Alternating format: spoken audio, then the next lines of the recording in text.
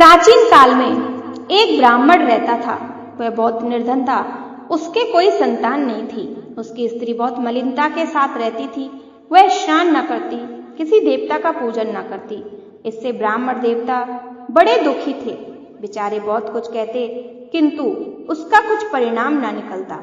भगवान की कृपा से ब्राह्मण की स्त्री के कन्या रूपी रत्न पैदा हुआ।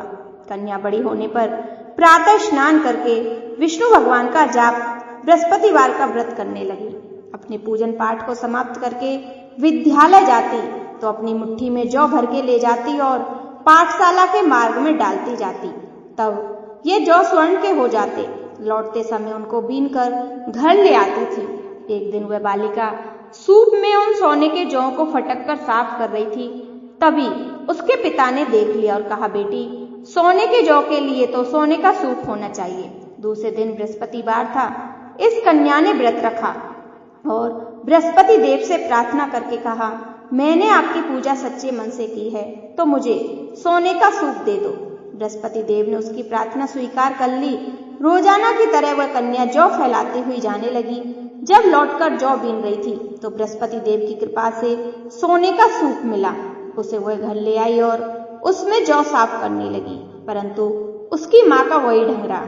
एक दिन की बात है, वह कन्या सोने के सूप में जौ साफ कर रही थी। उस समय उस शहर का राजपुत्र वहां से होकर निकला। इस कन्या के रूप और कार्य को देखकर मोहित हो गया तथा अपने घर आकर भोजन तथा जल त्याग कर उदास होकर लेट गया। राजा को इस बात का पता चला तो अपने प्रधानमंत्री के साथ उसके पास गए और बोले, बेटा, तुम्हें किस बात का कष्ट है?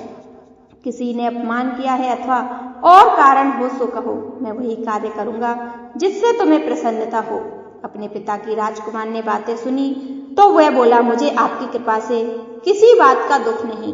किसी ने मेरा अपमान नहीं किया, परंतु मैं उस लड़की से विवाह करना चाहता हूँ जो सोने के सूप में जौ साफ कर रही थी। यह सुनकर राजा आश्चर्य में पड़ा और बोला, बेटा, इस तरह की कन्या का पता तुम ही लगाओ, मैं उसके साथ तेरा विवाह अवश्य ही करवा दूंगा।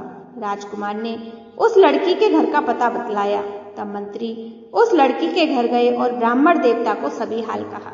ब्राह्मण देवता राजकुमार के साथ अपनी कन्या का विवाह कराने के लिए तैयार हो गए।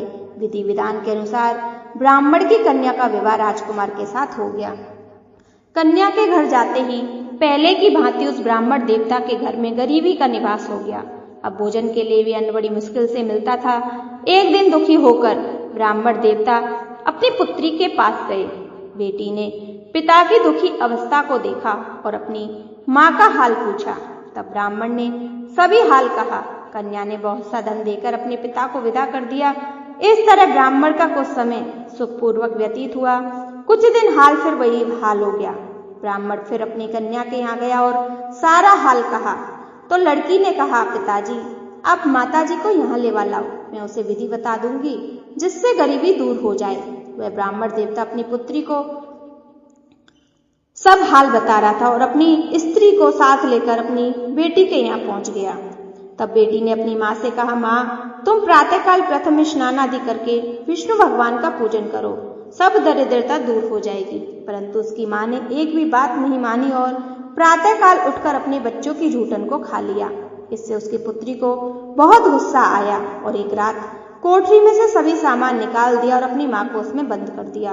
प्रातःकाल उसे निकाला तथा स्नान आदि करा के पाठ करवाया तो उसकी माँ की बुद्धि ठीक हो गई और फिर प्रत्येक बृहस्पतिवार को व्रत रखने लगी। इस व्रत के प्रभाव से उसके माँ बाप बहुत ही धनवान और पुत्रवान हो गए और बृहस्पति जी के प्रभाव से इस लोक में सुख भोगकर स्वर्ग को प्राप्त हुए। सब बोलो विष्णु भगवान की जय, बोलो बृहस्पति देव की जय।